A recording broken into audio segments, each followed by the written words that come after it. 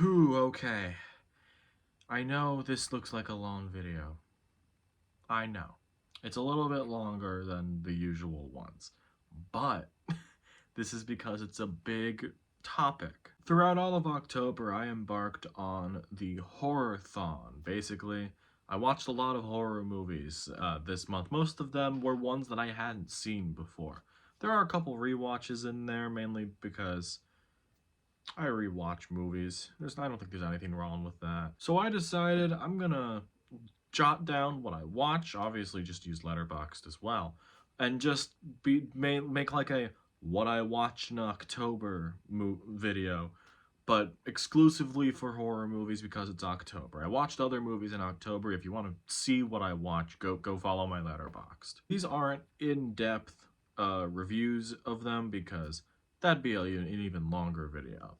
But these are going to be in order of when I watch them. I'm going to briefly touch on what the movie was about, if I liked it or not, and then you're going to see like the star rating at the bottom underneath the poster that's going to pop here for said movie. There are only a couple exceptions in here, mainly because I'm going to just talk about them at the end. And just like, because it was a massive thing I watched, so I'm bunching them all together.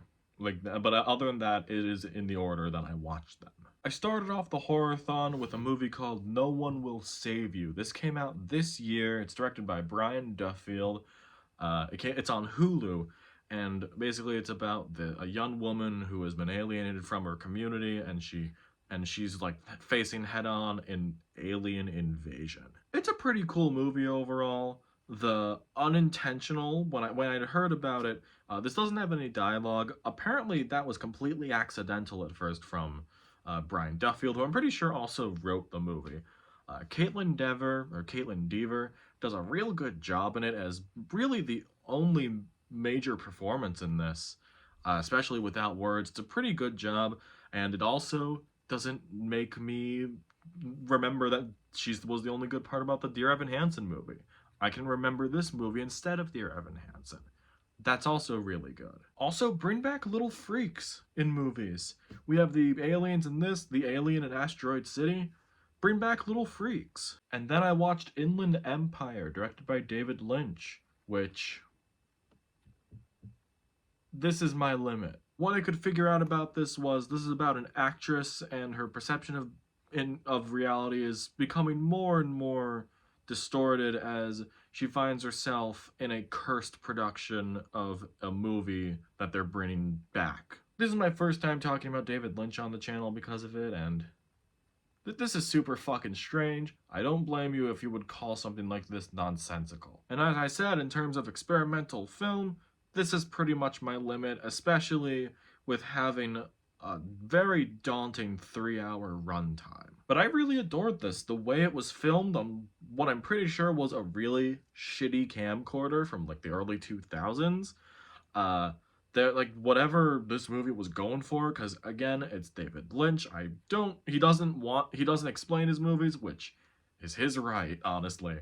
But there is damn near no understanding David Lynch, and this is probably his most daunting and confusing overall. But I really did love it for that. I haven't stopped thinking about it since I watched it at the beginning of October. But yeah, no, and we're gonna talk about David Lynch later because this was not the only thing of his I watched last month. After that, I watched Bone Tomahawk, a horror western thriller starring Kurt Russell and Patrick Wilson, and it's about a sheriff, his deputy, and a gunslinger and a cowboy. They embark on a rescue mission to save like 3 people from a savage group of like cannibals, basically. I had no idea what it was other than reading that this was a Western horror movie with Kurt Russell. And just right off the bat, that sold me on it. And for this being director S. Craig Zahler's directorial debut, he wrote this as well as doing the score. I am pretty fucking impressed with this. There's a specific moment in this scene in the movie that just reminded me of the Terrifier movies and just how gory and over the top it went, and I almost threw up. And yes, this was very much my jam. I didn't really know what to expect from it, but this was probably one of the bigger surprises of the Horrorthon for me this year. After that, I had done a double feature. I'm a part of my university's film school, and when we have clubs and we have showings every Thursday night. So we had a double feature that last night that we got some weirdo horror movies in there. So I watched House, directed by Nobuhiko Obayashi, on a big screen. This is a rewatch. I had seen this already, and wow, this is a fun one. The first time I had watched House, it was on like my little TV in this room, I'm pretty sure, and I was really tired. So this second watch was, especially on a big screen, was very incredible to see in terms of just how unhinged it was supposed to be, how it's supposed to be like Japan's answer to Jaws, and now they wanted to have a box office phenomenon like that. And just knowing that and what we got is a pretty fun and I would say camp movie. I feel like this is one of the campiest movies I've ever seen, and I really do adore it. The second one that we watched was also a rewatch for me of Tetsuo the Iron Man. Again, another unhinged Japanese horror movie, and I don't really know what to say about it. I really love this. This was one of the first movies that got me into experimental film and just really weird horror movies in general. So I really credit it for this. It was great to see this on a big screen again, and just it's at a breakneck pace. It's only a little over an hour long. If you like weird horror movies and just you want something to blow off for an hour, go and find this. This is awesome. Next movie I watched was the newest Exorcist movie, Exorcist Believer. I already have a whole video on that, but I can just say that it was a little disappointing, but I still got to see it. I don't know. After that, I rewatched Nope, the latest movie from Jordan Peele, and I'm pretty sure this is my favorite movie of the decade. Well, whoa, one of my favorite movies of the decade. I gotta slow down. I had seen this so many times already, and every now and then I pick up on maybe one or two more details that honestly make the movie better, in my opinion. I have no idea if it's gonna top like Get Out or anything from Peele's filmography, but this is just it's a sight to behold. After that, I watched John Carpenter's In the Mouth of Madness. I'm trying to get through some more John Carpenter movies, ones I haven't seen, and this was one of them. It's about an insurance investigator who begins discovering that the impact of a popular horror writer and his books are starting to affect the real world and have more like eldritch possibilities and just his work seeping into the real world. I will say watching a John Carpenter movie for the first time is always a great feeling because you don't really know what you're in for. At least, well, you know what you're in for if you're like watching it, but knowing that just really twisty feeling. Sam Neill is awesome in this. It might be my favorite performance from him as well. And goddamn, that ending. Wow. It really is one of the best horror movie endings I've seen in a hot minute. If you're into horror mysteries, this is definitely one you should check out. After that, I watched Species, which is a fun and horny movie. Like, how else do I describe it? It's about a group of scientists that are trying to track down and I guess either trap or kill and a killer alien that wants to mate with another human before and like bring upon the end of the earth, basically. This is a pretty stacked cast here too. Ben Kingsley, Michael Madsen, Natasha Henstridge, Alfred Molina, Forrest Whitaker, and a young Michelle Williams as well. This was insanely stacked for what felt like a B movie almost. And it had that feeling. It's pretty fun though.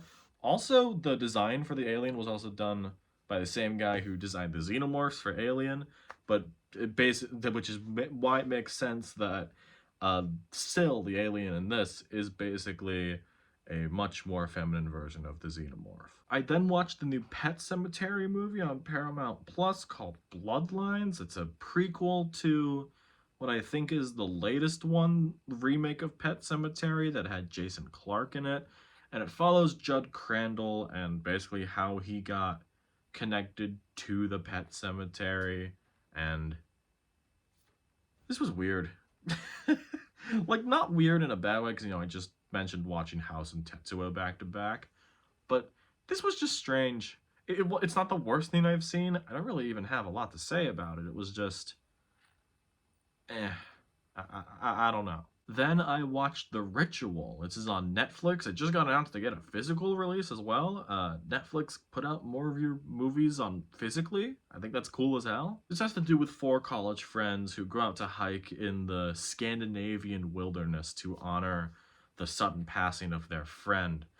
And at some point, the forest turns into like Norse legend stuff, and this ancient Norse mythology evil is lurking them, and they gotta survive. I really wanted to like this more. I think the first half was pretty good, and the acting pretty much across the whole thing was pretty decent. But I think the second half just kind of dragged out. Other than what glimpses you saw of the creature in this, I thought that was pretty cool too. After that, I watched Jacob's Ladder. It has to do with a Vietnam War veteran who just got back. He's got to uncover his past because he's got fucked up in the war, and he's got to figure everything out. And because of that, reality and whatever happened in the war is starting to blur his memories together, and just what's real and whatever. Tim Robbins is really good at this, man. This is one of my favorite performances out of this whole list of movies that I have here. This is a pretty great psychological horror and thriller. All across the board, there are good performances in this.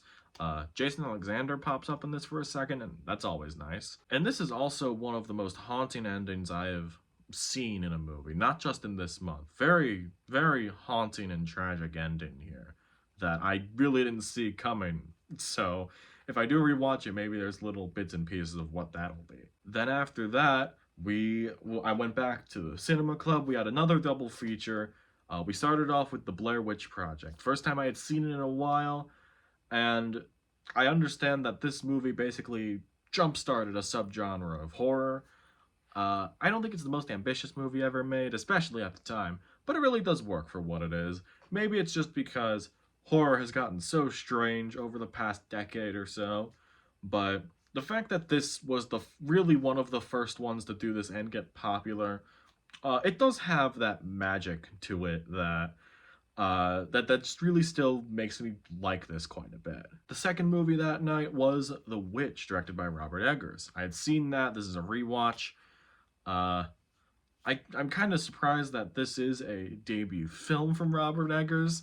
I really do love this. This is one that has grown on me ever since I've watched it. I wasn't too hot on it when I watched the first time, but ever since then he has gone on to make probably one of my favorite horror movies ever, The Lighthouse, and The Northman, which is also pretty fantastic. Seeing that this is what Robert Eggers was going for ever since from the beginning is pretty fantastic. This is one of the only movies, along with honestly the Blair Witch Project, that can leave a pit in my stomach throughout the entire movie. Anya Taylor-Joy's debut performance in this, which I always forget was this, is pretty great. And also I love Ralph Ineson. His voice is always haunting. I really wish we could see him in more lead roles. After that, I watched The Last House on the Left, the debut film from Wes Craven. It was pretty much censored a lot of time for its graphic material. It's about this gang who kidnap, torture, and murder two girls, and then the parents of one of the girls decide to take revenge. It's censored. It's pretty graphic. I did find the uncensored version on Tubi.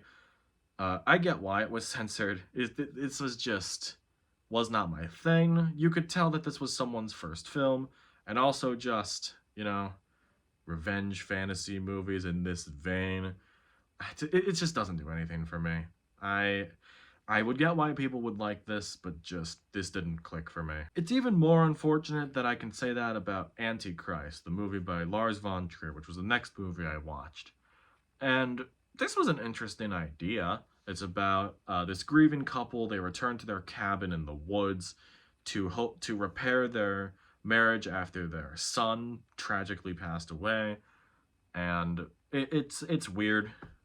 I like weird movies. The only Lars von Trier movie I had seen was The House That Jack Built, which I loved that. I thought that was awesome. But Again, this just wasn't my thing. I understand why people would like it. The Willem Dafoe dick thing was pretty insane, but also just this wasn't my thing. I get that you don't really have to necessarily enjoy a movie to like it, but just I did not really enjoy this one. After that, I watched The Nun II, which I only remembered because I had it logged in my Letterboxd. So, I guess that's a review of this in of itself, because there is nothing to remember about it. I don't remember anything. None. None of it. After that, I watched Mad God, the Phil Tippett directed, decades in the making stop motion animated movie. I appreciate it. I didn't exactly get it. I really respect the craft behind it, though. This visually, it's a gorgeous movie, but I don't know if that makes me stupid or not. If I didn't get this, so I just decided on 3.5 stars and called it a day. Although I really respect the fuck out of this movie. So if you're into like animation and anything, definitely give this a shot. And then I watched Audition, the movie by Takashi Miike. This follows a company executive named Aoyama. It's years after the death of his wife. He is looking for an actress to. He's looking for an actress, and he's a part of a casting agency. And and a woman catches his eye. They hit it off and all that.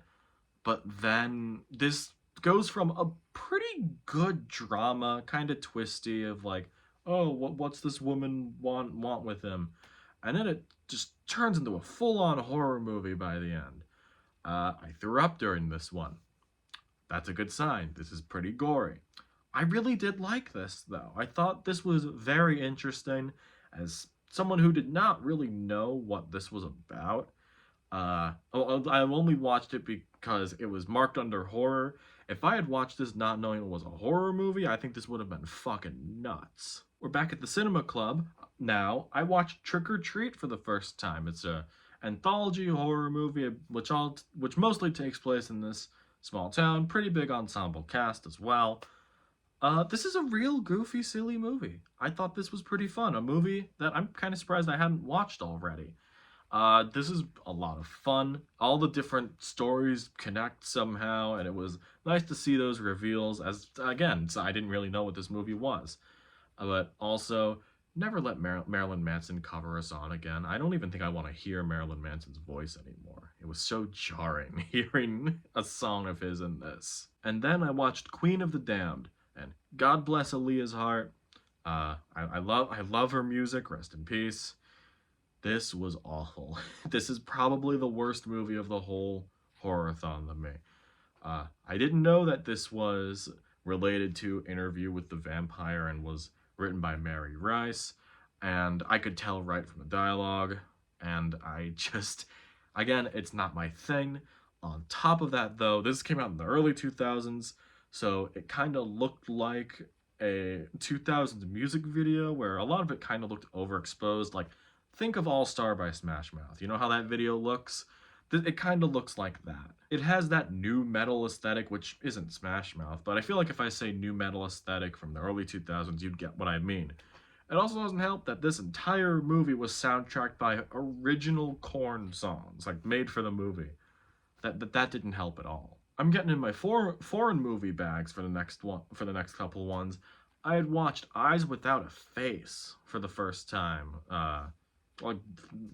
After that, I thought this was very cool. I liked the aesthetic of The Mask as well. The overall atmosphere of the movie was cool. It almost felt like a Frankenstein-ish thing to me. I don't know if that's like a weird description for it, but I loved that. I think the music was pretty great as well. I also watched Climax, directed by Gaspar Noé, my first movie of his, and pretty much just not really my thing again, honestly. This is the whole thing of, I really loved the first chunk of it, where like it was describing like who all these characters were and where they came from. Again, loved the craft behind it. Most of this felt like it was 2 really long one takes, at least for a good chunk of it. And I thought that was cool as hell. A lot of the dialogue was improvised, even plot points were improvised. And the soundtrack was also really sick as hell, but just, I never want to watch this again.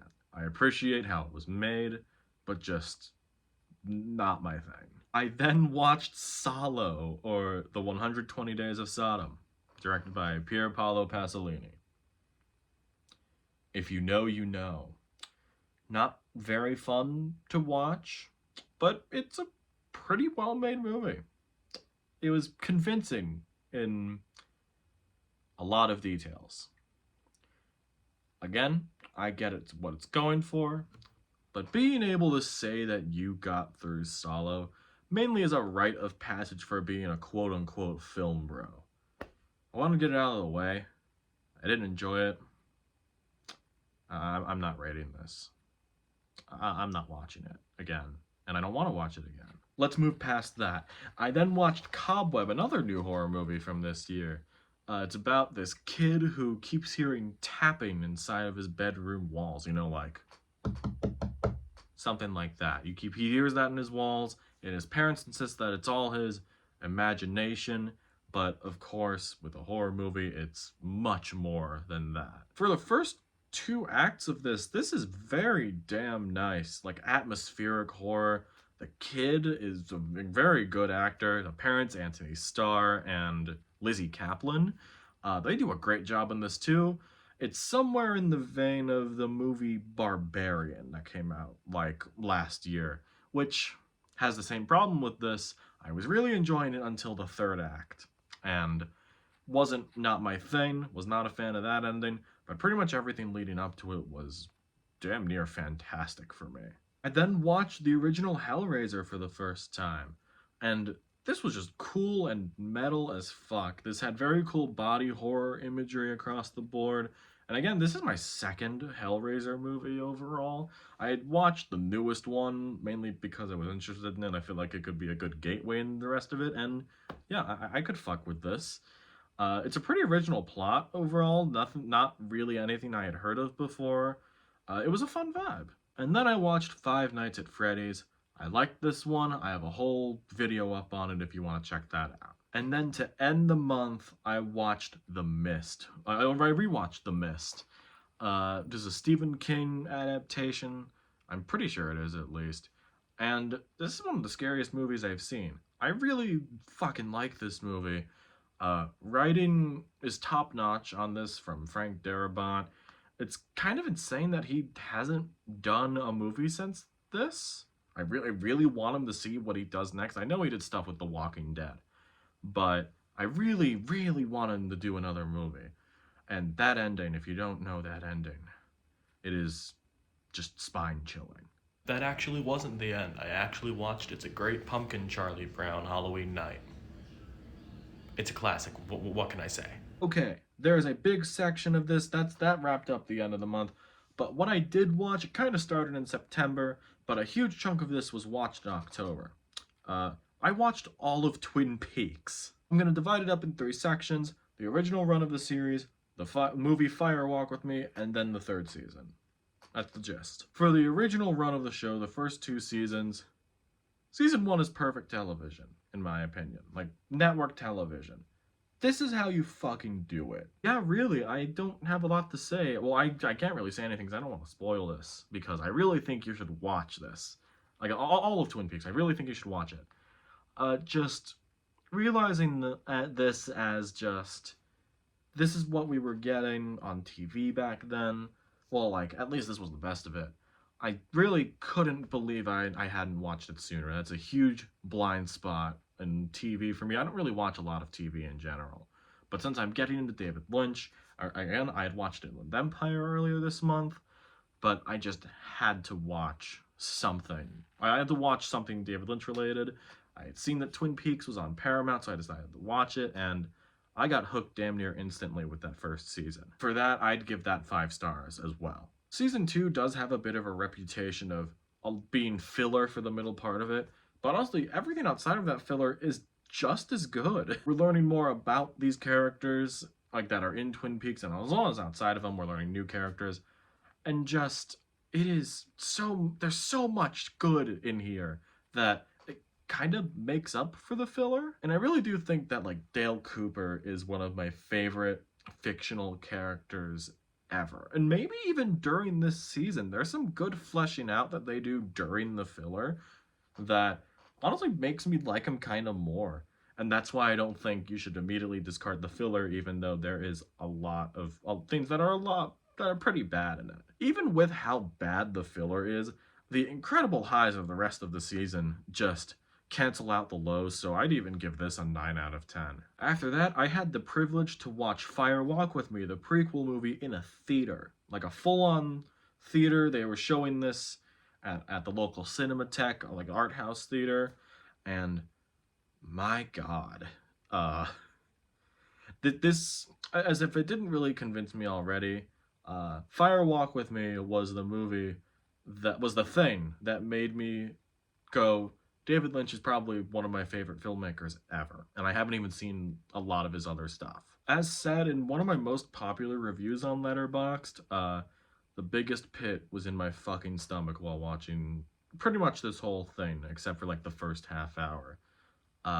Really learning who Laura Palmer was, and just seeing, like, and especially knowing what had happened to her, which is the catalyst to all of Twin Peaks, basically, is really dark. It's probably one of the darkest movies I've ever seen.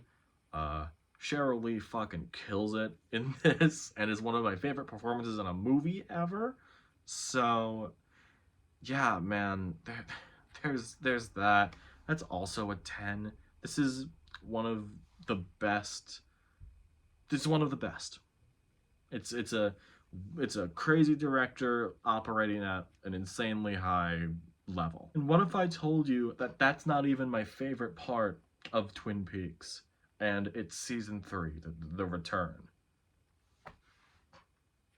What the fuck, man? There are specific episodes that make me think this, but this whole season as a whole is one of the only things I have ever watched that I can say definitively has altered my DNA in real time as I've watched it. Like, watching this knowing that, as someone who wants to be a writer and a filmmaker, this is just really, like, this set off some bells for me of, like, this is how I want to show something.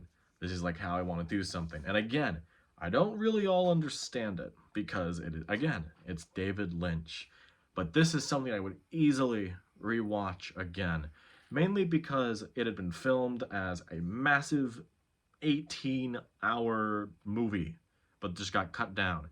And that's why so many, like, publications consider it to be the best movie of 2017, which is nuts. I had even learned that the release of this, since this was in 2017, a little bit before, like, streaming had become big, because this aired on network television. No, not network television, premium cable, like Showtime.